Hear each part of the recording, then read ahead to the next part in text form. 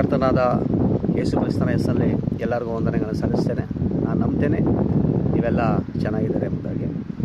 ಇವತ್ತು ಅದು ವಾಕ್ಯದ ಜೊತೆ ನಾನು ನಿಮ್ಮ ಸಂಗಡ ಮಾತಾಡಬೇಕು ಅಂತ ಯೋಚನೆ ಮಾಡಿದೆ.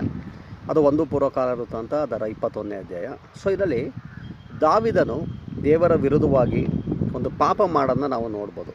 ಏನು ಆ ಪಾಪ ಅಂತಂದರೆ ಜನಗಣತಿ ಅಥವಾ ಸೆನ್ಸಸ್. ಅಂದರೆ ಆದಿ ಕಾಲದಲ್ಲೇ ಈ ಸೆನ್ಸಸ್ ಅನ್ನೋದು ಇತ್ತು.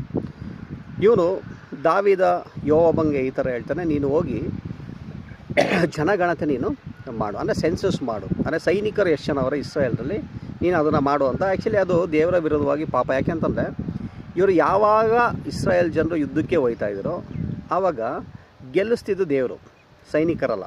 ಸೈನಿಕರು ಇರೋರು, ಆದರೆ ತುಂಬ ಯುದ್ಧಗಳು ಗೆದ್ದಿರೋದು ಅದು ದೇವರು ಅವರ ಸಂಗಡ ಇದರಿಂದ. ಸೊ ಈಗ ದಾವಿದ ಏನು ಮಾಡ್ತವನೆ, ಅವನ ನಂಬಿಕೆನ ಆ ಸೈನಿಕರ ಮೇಲೆ ಇಡ್ತವನೆ. ಸೊ ಹಂಗಾಗಿ ದೇವ್ರು ಏನು ಮಾಡ್ತವ್ರೆ, ಅದು ದೇವರ ವಿರುದ್ಧವಾಗಿ ಒಂದು ಪಾಪ. ಯೋವಾಬನೇ ಹೇಳ್ತಾನೆ ಇದು ಸರಿಯಲ್ಲ ಅಂತ. ಅದೆಲ್ಲ ಆದಮೇಲೆ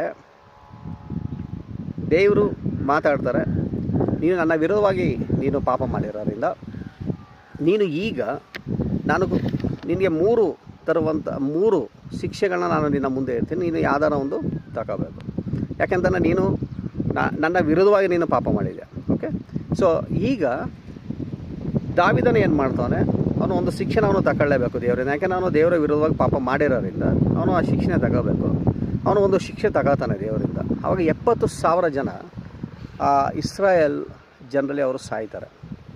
70,000 ಜನ. ಓಕೆ, 10-20 ಜನ ಅಲ್ಲ, 70,000 ಜನ ಸಾಯ್ತಾರೆ. ಆ್ಯಕ್ಚುಲಿ ಇಸ್ರಾಯೇಲ್ ಜನ ತಪ್ಪಲ್ಲ, ಇದು ದಾವಿದನ ಮಾಡಿದಂಥ ಒಂದು ಡಿಸಿಷನ್. ಸೊ ನಾನು ಯೋಚನೆ ಏನು ಮಾಡ್ತಾಯಿದ್ದೆ ಅಂತಂದರೆ, ಕೆಲವು ಸತಿ ಬೀಯಿಂಗ್ ಎ ಲೀಡರ್ಸ್ ಅಥವಾ ಒಬ್ಬರು ನಾಯಕರಾಗಿ ನಾವು ತಗೊಳ್ಳುವಂಥ ಡಿಸಿಷನ್ಗಳ ಮೇಲೆ ಕೆಲವು ಸತಿ ದೇವರು ಕೆಲವ್ರನ್ನ ನಡೆಸ್ಬೋದು.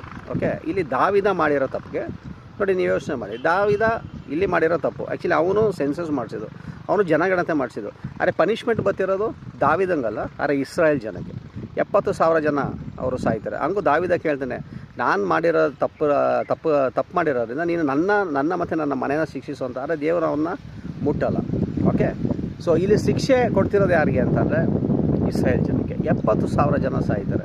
ಸೊ ನಾನು ಯೋಚನೆ ಮಾಡಿದ್ದೇನು ಅಂತಂದರೆ, ಕೆಲವು ಸತಿ ಮೇ ಬಿ ನಾವು ಎಂಥ ಲೀಡರ್ಸ್ಗಳಾಗಿರುವೆ, ನಾವು ಎಂಥ ಒಂದು ಉನ್ನತ ಮಟ್ಟದಲ್ಲಿರುವೆ, ನಾವು ತಗೊಳ್ಳುವಂಥ ಡಿಸಿಷನ್ಗಳು ಕೆಲವು ಮೇಲೆ ಅದು ಇಂಪ್ಯಾಕ್ಟ್ ಆಗ್ಬೋದು. ಸೊ ಹಂಗಾಗಿ ನಾವು ತಗೊಳ್ಳೋಂಥ ಡಿಸಿಷನ್ಗಳು ತುಂಬ ಸೂಕ್ಷ್ಮವಾಗಿರಬೇಕು. ಓಕೆ, ದೇವರೆಲ್ಲರನ್ನೂ ಆಶೀರ್ವಾದ ಮಾಡಲಿ. ನಾನು ನಂಬ್ತೀನಿ ದೇವರು ನಮ್ಮ ಸಂಗಡ ಮಾತಾಡೋರೆ. Thank you.